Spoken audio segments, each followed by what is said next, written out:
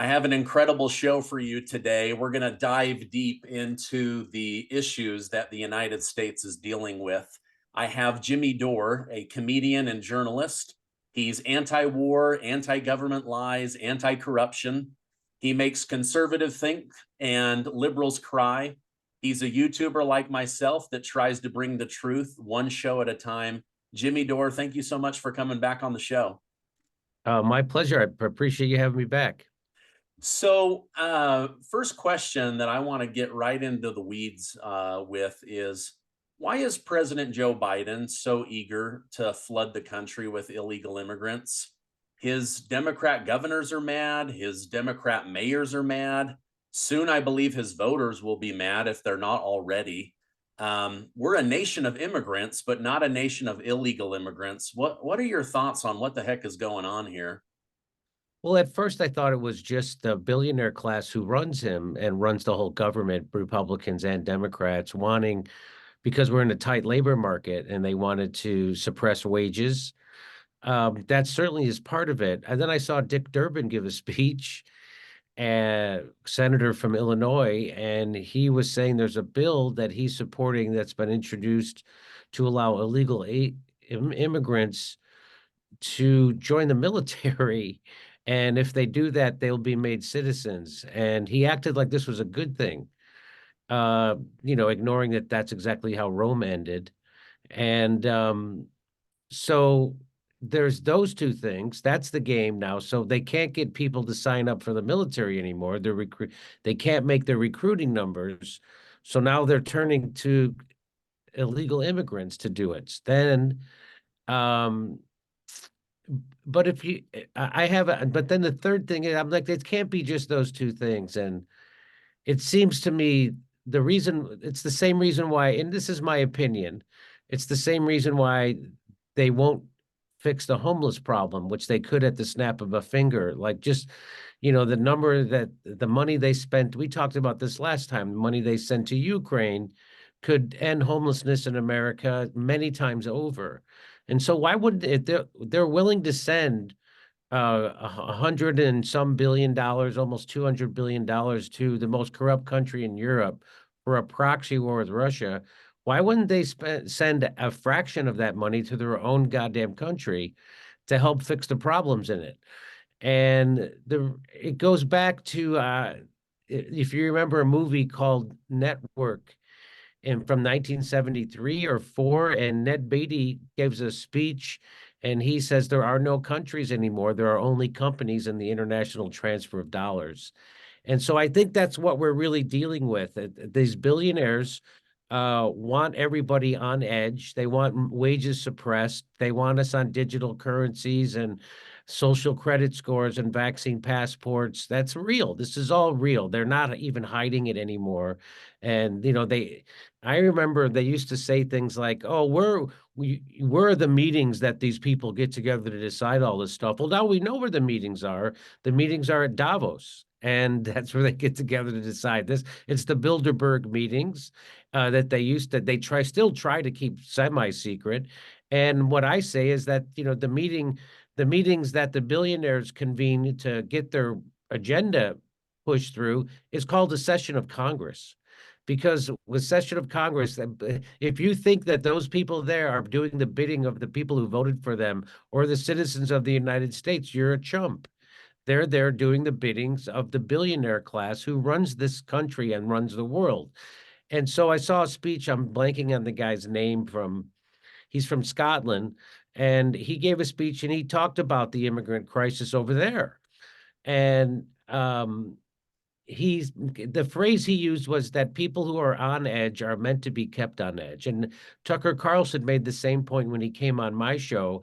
It's like, why is it if I go to the 7-Eleven, I got to step over a homeless guy. When I get inside, everything's locked up. I have to have someone come over to open it up so I can buy some razors. And then when I leave, I got a meth head or a drug addict screaming at me all the way to my car. It's so that you will be okay with and even wish for an authoritarian government to come protect you. And so that's what they want. When they ushered in the Patriot Act after 9/11, terrorist attacks, that that Patriot Act was already written before 9/11. So they've had these plans. Barack Obama then took the next step, which is when he repealed habeas corpus, which is when in the 2011 NDAA Act, Section 1021.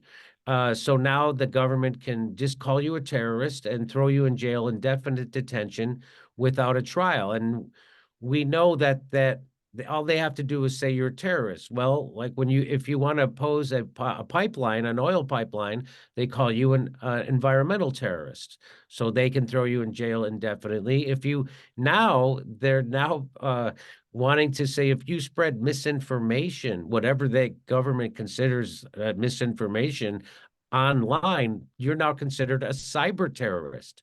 So the reason why this is a long answer to your question, but I think it's connected to everything that's happening right now. That literally the billionaire class that runs everything, the Jeff Bezos, the Bill Gates, this George Soros, and everybody else in between, the Klaus Schwabs, um, this is all part of a plan to keep us fighting and hating each other. That's why I'm so against people. They're demonizing MAGA.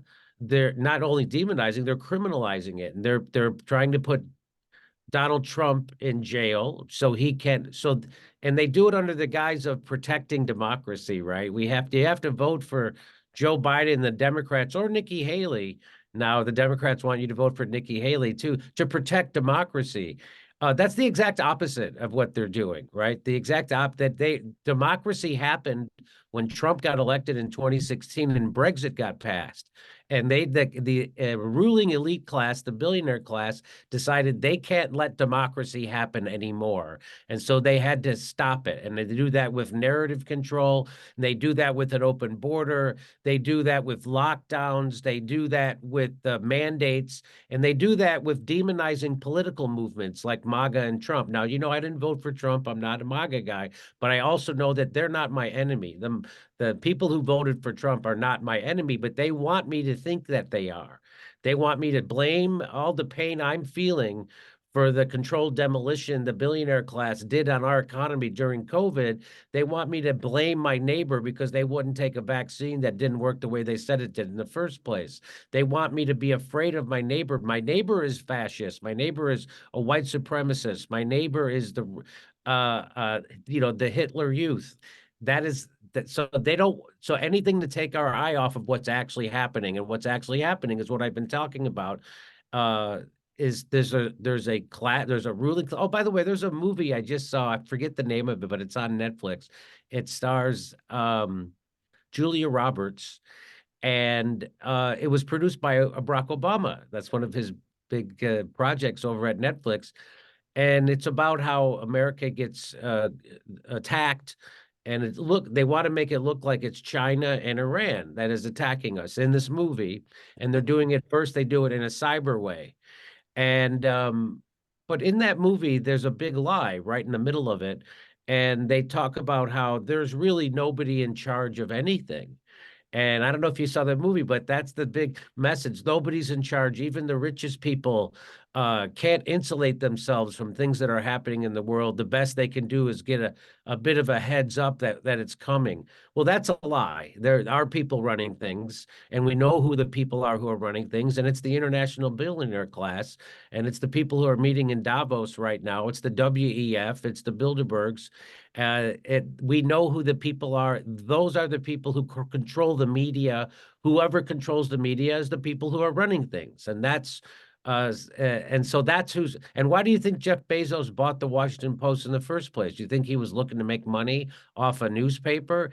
He bought that so he could have control of the narrative. So he's not funding investigations of the billionaire class. He's funding the non-investigations of the billionaire class. He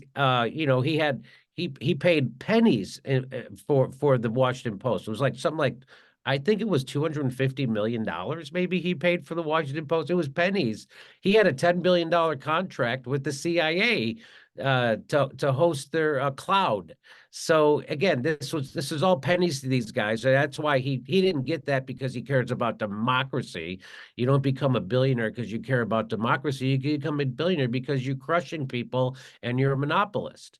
And so that's the very long answer to your question of why does Joe Biden have an open border policy and an open border?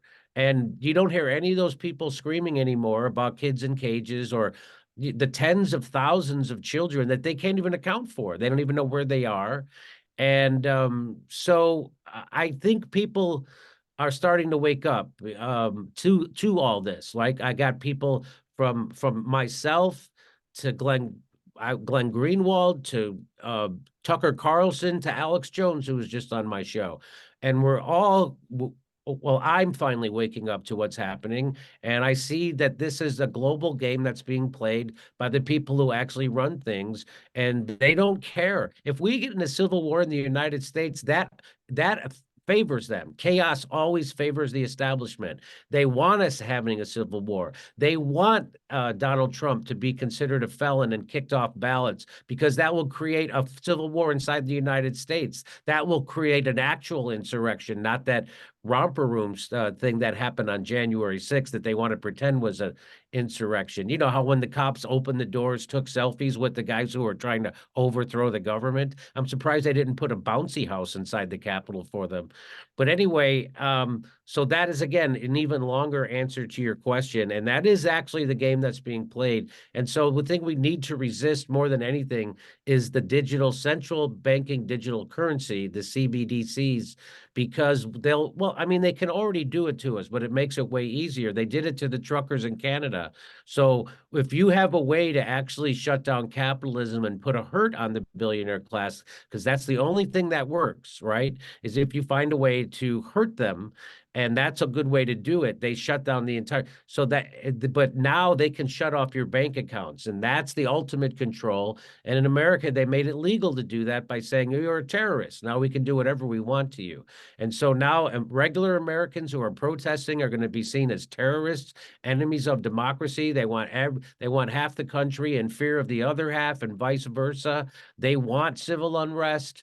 They want some wages suppressed. I mean, I cannot believe so these sanctuary cities, I mean, they're flooding these New York City, Chicago, where I'm from, with illegal immigrants. And the people, all people, not white people, but black and brown, and people are screaming at their elected officials, hey, we've been asking you to give us stuff for our whole lives, and you've ignored our problems. And all of a sudden, these people who aren't even citizens of this country, you're giving them hotel rooms, you're giving them they're giving them health care. You're in California, they just passed health care for. So it's remarkable what's going on, and this is so. We have a country full of unrest. We have a country full of people distracted, afraid, and begging for authoritarian rule. That's my theory.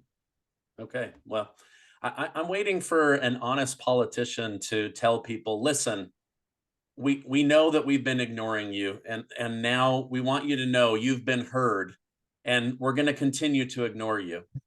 Like that's the solution, right? Like our seniors can't get help, our kids are being kicked out of school, the homeless problem. I read yesterday that 400,000 veterans had their doctor's visits delayed in order to treat illegal immigrants.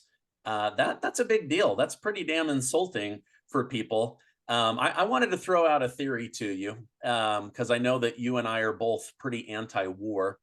I love my country, but I have noticed through study that the number one thing that we export today is war. That's it.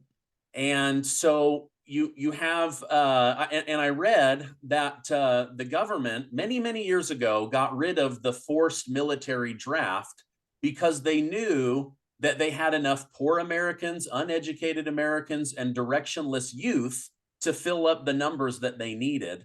However, now the military is struggling to recruit and they need war, right?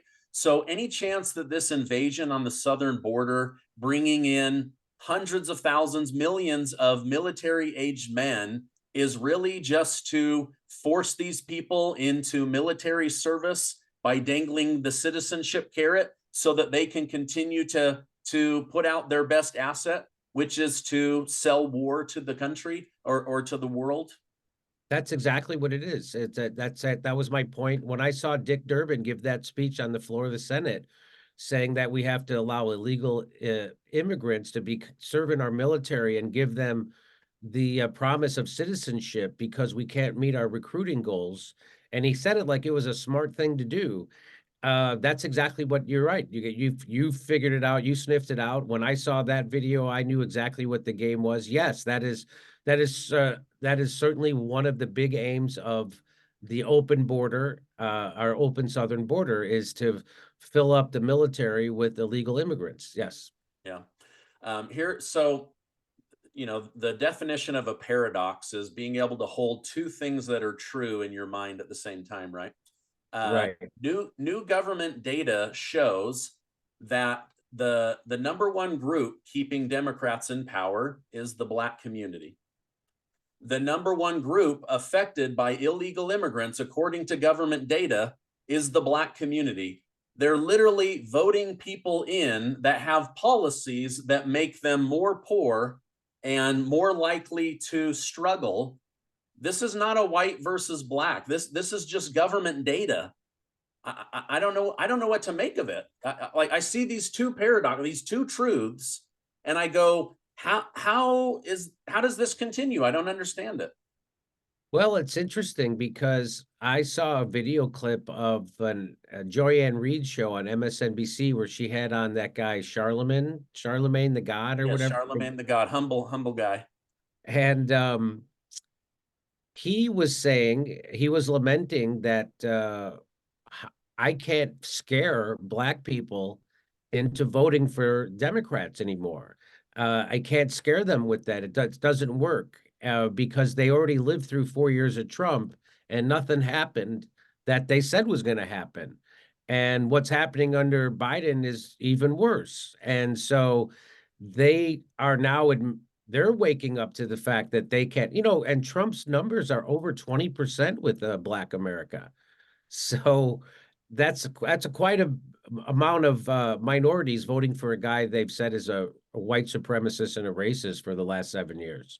Yeah. So, and if he was anyway, it's funny that they gave that guy Trump a white supremacist and a racist. It's funny that they gave him unlimited television time and they gave him his own network television show for 10 years, gave him Emmy nominations, put him on the cover of every magazine. That's funny that they created him and then they said, oh, this guy is a white supremacist. No, he is just hated by the donor class. That's what this is, because he won't do their bidding in the way they want it done. And he you know I don't think if Trump gets elected it's going to be great for workers or anybody else. I just think that it will be, we will probably have less war. And because we did the first 4 years he was elected. I think he's the only president in my lifetime who didn't do a war. And I think that's what they got him on in the impeachment was he paused the shipment of arms to Ukraine. And so uh, yeah, I think uh, if Donald Trump, what are they going to do when Donald Trump wins this election from prison? I don't know. That's a good question because he probably will. Yeah, but I think I hope, I woke up in 2016 that voting for Democrats was a fool's errand and that you are just voting for a different wing of the duopoly that's run by the exact same people who serve the exact same people, which is why they want you to Democrats to support Nikki Haley, right? And and I saw a news report from CBS that people were crossing over to vote for from Democrat to Republican to vote for Nikki Haley in Iowa in the caucus. So I don't know if that's true. I saw it on CBS. But that's exactly because there is no difference between Nikki Haley and Joe Biden. There's no difference between Nikki Haley and Hillary Clinton or Barack Obama. They all do the same things, and they all serve the same people, and they all serve the same billionaire elite class. So but I think I really do think that people are starting to wake up to it. And if they don't, what we need to have is a real revolution. I don't say that lightly. I really think that we need to put the fear of God into the people who sit in Congress, and we need to take back our government. And what happened on January 6th was a protest and possibly a riot. Parts of the group was rioting, not the majority of them were peaceful. But we need like the what's happening with the German and Dutch farmers and what happened with the truckers in Canada, and we need them to converge on Washington D.C. and shut it down and not go anywhere. And then as soon as the cops refuse to arrest them or shoot them, the game is over. That's what I think, and that's what we really need. I thought it was going to happen with Christian Smalls when he got that union in in Staten Island. It was a black guy who started the Amazon union on Staten Island. He organized a bunch of Trumpers to get together in an economic union against the man, and it worked. And then we had the unions just had a big win in Detroit, and so I'm like, well, why doesn't that guy? I nicknamed him Sinn Féin. That's not his real name, but the guy. I was like, why doesn't he start his own political party? I mean, that's what we need. We need something like that, something that could really oppose them. And then when you send the truckers in with the farmers to shut things down, you have a political party supporting them. So we really need a big change. And, Bernie Sanders used to start every speech in 2015 and 2016 by saying, it sounds like you're ready for a revolution, and the place would go crazy. Well, he stopped saying that because that's the last thing that the establishment wants. And Bernie Sanders is a cuck to the establishment. He's controlled opposition. And so, but that is what we need. And whether we'll get it or not, I don't know. I hope we get it. My favorite videos coming out of Germany are there's like this machine that chops up tree branches, right, and turns it into sawdust. And the farmers are pulling up in front of like the capital of Germany, and then they're all shoveling cow manure in, and it's just blasting all over the building, just like, take your crap back. We need to grow food. We want to live. We want to, be able to live affordably. It like makes my heart so happy to see these people just like flinging cow manure all over, because they are trying to destroy these farmers. They're trying to destroy the economy. They want everybody eating bugs, owning nothing, trying to be happy. It's gross to me. It The idea that the problem of climate, and they're using climate change, that's another big hoax. Not that climate change isn't happening or that the planet isn't warming or cooling, whatever you want, but whatever the establishment through the media tells you the antidote to it is a lie. I would do the exact opposite. They say they have to, the problem, so they want to attack climate change. Now, we all know that the biggest emitter of carbon in the world as an organization is the United States military, because we have over 800, 900 military bases around the world. No other country comes even close to that. Not Russia, China, and Iran combined comes even close to that. So they don't attack that. You're never going to see Greta Thunberg out there protesting another military base being built. They just built 2 military bases inside Syria, the United States, I mean. They built 3 in the Philippines last year. Greta Thunberg doesn't even mention that stuff, right? Because she's a controlled opposition also. She's a psyop. And how dare I say that? But when you see that the first thing they want to do to fight climate change is to put Dutch and German farmers out of business, they're up to some nefarious shit. And that's not the cause of climate change. They want to get rid of literal farmers. And they want you eating bugs. This isn't even a secret anymore. And, I don't even have to get into I don't know if people are familiar with the term excess deaths. So, what excess deaths are is they know, meaning the medical professionals in this establishment knows how many people are supposed to die every week and every month and every year. They know.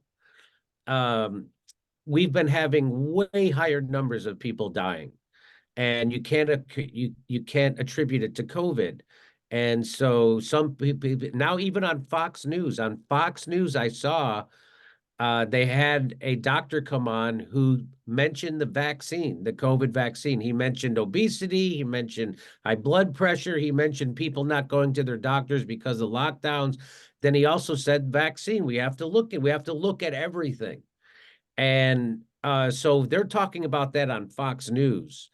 That's a good sign. That's a great sign, in fact, because they're in the pocket of big pharma, just like MSNBC and CNN and all the other news outlets are in the pocket of big pharma, thanks to Bill Clinton uh, repealing the ban on big pharma advertising direct to consumers. So they get to now own the media and they control it. And I've seen stats that said that 70% of the uh, cable news media's budget is from big pharma. And there's only two countries in the world that allow direct advertising to its citizens. It's the United States and New Zealand. Correct me if I'm wrong on that. And two of the biggest Nazi-like people during COVID was New Zealand and the United States. In fact, the leader, I don't know if it's the president or prime minister of New Zealand, that woman who just is a horrible person, said that the only information you can trust comes from us. That's somebody in the government saying you can only trust the government. What kind of Orwellian, bizarre, Brave New World kind of gobbledygook? Could you imagine a politician saying that? Well, they're saying it. And the idea that people need to be shielded from information in a democracy by the government, they need the government to come protect them in some kind of unbelievable overreach of a nanny state. But half the country's on board for that. They've convinced them that censorship is democracy. They've convinced them that the lack of freedom of speech is liberty. It's an upside down backwards world, and all we can do is people like me, who is an actual lefty, an actual liberal, not what they've done in bastardizing what it means to be a lefty or a liberal. And people like you need to come together because we see the game being played. We share common values and interests, and we can. But they want us fighting over bathrooms and biological males and women's sports and who's a racist and who's a white supremacist. They want us fighting over everything about that except fighting over the true war that's being waged on us, which is a war against our freedom of speech, our democracy, liberty, and our ability to make a living. So it's economic. And so when people start to organize along social lines, class lines, that's the only thing that scares them. And so that's why I've gotten I caught so much flack from the Democratic Party. They've demonized me from day one. They've demonized me because I exposed them, like I did during Forced to Vote, when the Democratic the squad, AOC, and all those people, Jamal Bowman, they all had the same power that Matt Gaetz had to extract concessions for their vote for the Speaker of the House, and they didn't. And they didn't. They rolled over for Nancy Pelosi, even though they all campaign on a platform of opposing Nancy Pelosi and opposing the corporate wing of the Democratic Party. They just folded right into it. And so when I did a thing called Forced to Vote, I exposed that they wouldn't do what we wanted, what Matt Gaetz actually ended up doing just a few years later. So that's what they can't have. They can't have people reaching across the aisle along social class lines and uniting. That's why they have to keep pushing. That's why after Occupy Wall Street, I don't know if you've seen the research on this. I have. the citations for racism and white supremacy have skyrocketed. Well, why do you think that is? Do you think racism and white supremacy skyrocketed in America after Occupy Wall Street? No, their fear of people coming together to oppose the establishment and the financial sector of this country was scared the hell out of them. So they had to find a way to divide us. And if it wasn't Donald Trump, they would just go right down the list. They would say it was DeSantis, right? So uh, but I'm glad people like you exist. I'm glad the people who watch your show exist because they smell a rat, just like the people who watch Tucker Carlson, watch Glenn Greenwald, Alex Jones. They all smell a rat and they all can see the game that's being played, or also Russell Brand, right? And look what they did to Russell Brand. So they did to Alex Jones, then they did it to the president of the United States. They did it to the leading doctors and the leading scientists in their field. They demonized them, discredited them, and then censored them. And they're doing the same thing to people like Tucker Carlson, the same thing to people like me, the same thing like Russell Brand, and they're not stopping. So I don't look forward to it, but it's going to happen to you. Yeah. Speaking of top scientists and medical professionals, made me very happy last week to see Dr. Francis Collins of NIH say, "Yeah, the lab leak theory is probably real." And then Dr. Anthony Fauci, under testimony in front of Congress, says, "Yeah, the 6 feet apart thing that we ruined people's lives with, made your life a living hell, made you hate your neighbor, your family member, your grandma. That was all made up." Literally, we made it all up, right? So Mr. Science admits that it was pseudoscience that they just literally pulled out of their butts in order to make us comply with their rules. Well, just like masking, right? So there was never a study that indicated masks would stop aerosolized flu-like viruses, and they just did it without a study. And then when a study comes out, the Cochrane study, which is they studied the metadata of randomized control studies, they just try to discredit it. They bribe somebody inside the Cochrane Institute to come out and try to discredit it and say it doesn't mean what it actually says and things like that. There was never a study that the CDC pointed to that said that, oh, this is why we recommend masks because of this study. That never happened. It doesn't exist. So again, why did they do that? They did that to keep you fearful. And because they couldn't run that program, that COVID program, if you weren't constantly afraid for your life. And they got me at first until I got double jabbed and then I got vaccine injured. And when I went into I was entered into a study by doctors who were trying to treat long COVID and people who were vaccine injured. And the first thing they gave me was ivermectin. And it was explained to me that ivermectin is sure it's used for horses, but 80% of antibiotics are used on farms. That doesn't make penicillin a cow medicine, and that ivermectin was a Nobel Prize winning medicine that's on the WHO list of essential medicines and has been prescribed billions of times. In fact, they were looking into ivermectin to cure cancer before COVID. That's what a wonder drug it is. And so that was all propaganda. And once I found that out, I was like, oh my God, I found out they were lying about everything. They were lying about masks. They were lying about the origin of the virus. They were lying. And if you question it, you're a white supremacist. Remember that? Yeah. They were lying about funding the gain of function research. Fauci lied twice in front of Congress under Rand Paul's questioning about funding that. And the NIH came out and said, we were funding it. And they did it through a CIA cutout called the Echo Health Alliance. And so these are the criminals who are working against America. They're not working for you. Dr. Fauci isn't your friend. He's your enemy. He's not working for America. He's working for the military industrial complex and for big pharma. And so I forget how I got started. Oh, we're talking about Dr. Fauci admitting it was all made up.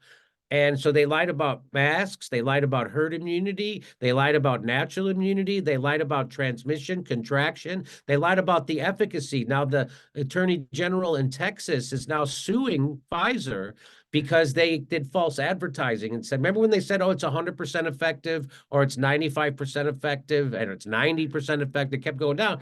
But they weren't using, they were using what relative risk, which is a big difference than absolute risk. So that made you think that, oh, I'm not, that is not what it meant whatsoever. Those were always lies. And they had to lie to you to get you to take the vaccine. And no one's going to go to jail for it because the system's corrupt. You need someone inside the government to then prosecute those people. Well, there is the Attorney General in Texas. So do you remember, was it last summer? I remember it came across my desk that they were trying to impeach the Attorney General of Texas. And I was like, that's an odd story. I never, I've heard impeaching a governor, but an attorney general, you know, what did they find him with a live boy or a dead girl? No. And then it came out a few months later, he's the one suing Pfizer for lying about what their vaccine could do. They're 95% effective. And that's why they tried to impeach him. So that's the problem with trying to get accountability. We need a real overthrow of the government like they had in South Africa with Nelson Mandela. And I'm all for a reconciliation commission, but we need to get rid of this government. I mean, I'm not, it's worse than people think. But the economy right now, they're floating the economy. They keep printing money and printing money and printing money.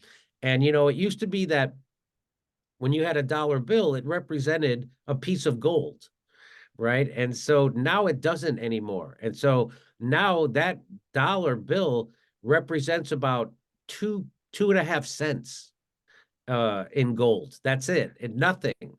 And they keep printing the money, and they're doing that so they can just get Joe Biden elected. They're propping up this economy in many, many fake ways, and and they're hoping that they could keep it going until the election, and then after the election, Joe Biden wins, and they everything's safe for them because he does their bidding, keeps the wars going, keeps the border open, keeps people hating each other. Or Donald Trump wins, and they blame it all on Donald Trump when it crashes, just like they blamed COVID on him. Wow. So anyway, I'll stop talking. I'm getting off on tangents with you Oh, today. hey, that's okay. It means we're having a great conversation. I saw one of your recent videos said bury the hatchet, and then it had Alex Jones.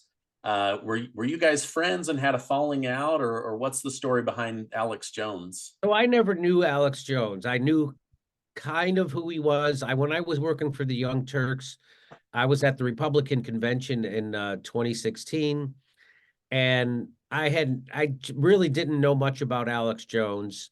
And we were at the convention. The Young Turks had the biggest stage there. YouTube was paying for it.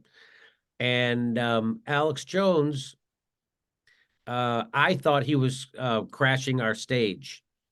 Uh, and they were about to get into a fist fight. Well, Cenk Uygur wanted to physically assault Alex Jones. Alex was being very calm.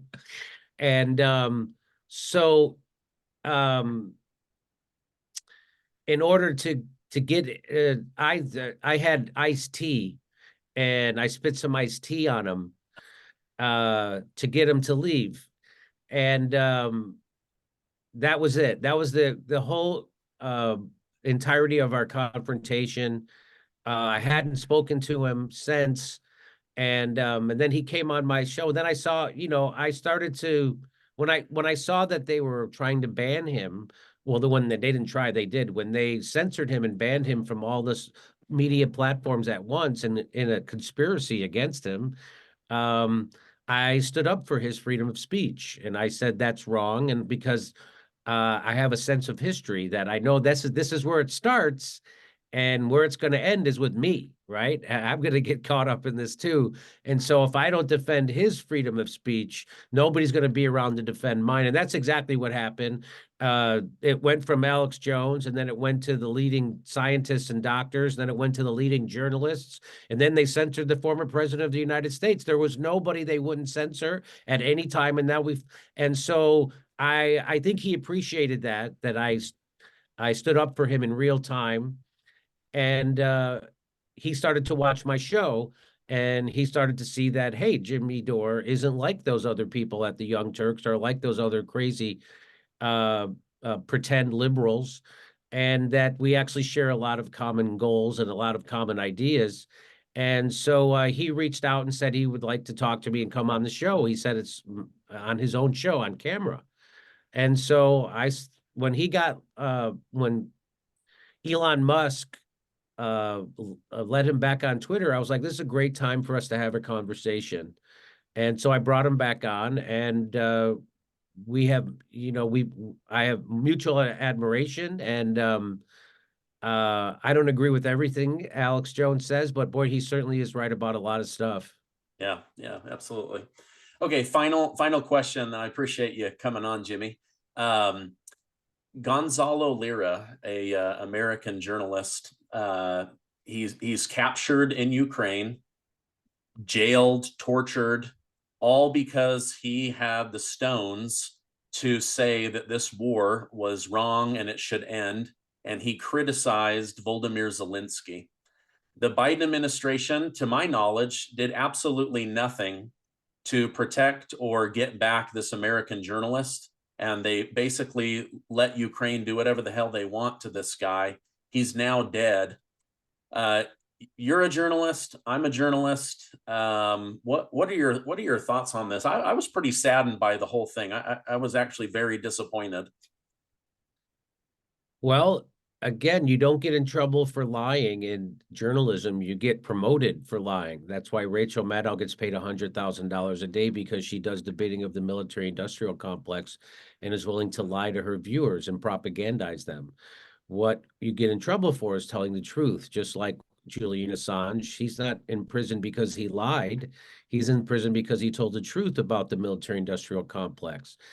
Same thing with Tucker Carlson. He didn't get fired from the #1 news show in America because he lied about Ukraine or lied about Syria. He got fired because he told the truth about those things. And the same thing with Gonzalo Lira. All he did was tell the truth and have a counter a narrative to the official narrative coming from the Ukraine government in Kiev.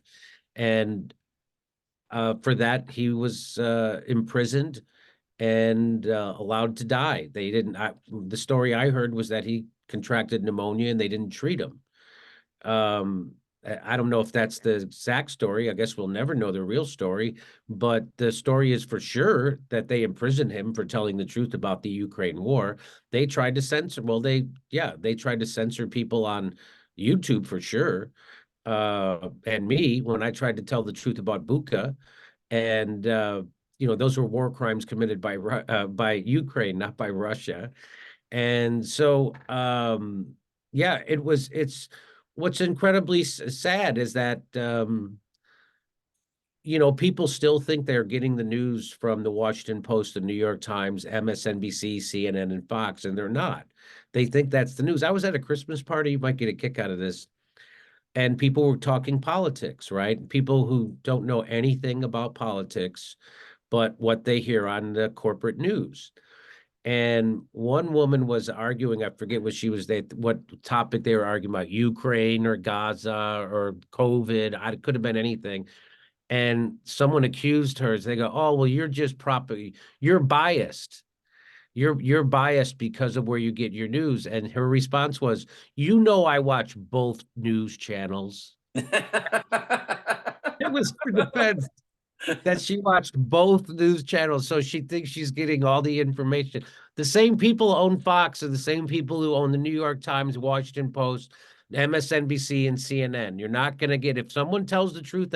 Well, isn't it weird when Sean Hannity and Rachel Maddow have the exact same newscast when it comes to Ukraine, when it comes to Syria, when it comes that should be a tip off to you that something is afoot. Yeah. So yeah, it's sad about Gonzalo Lira. I feel sorry for his father. I feel sorry for America. I feel sorry for free people everywhere. I feel sorry for journalism. And yeah, these charlatans on television will never stand up for journalism, and they pretend that Donald Trump is the enemy of journalism. Joe Biden is right now allowed Gonzalo Lira to be arrested, imprisoned, and eventually killed. The same thing because he's trying to kill Julian Assange. They would love nothing more than be able to kill them.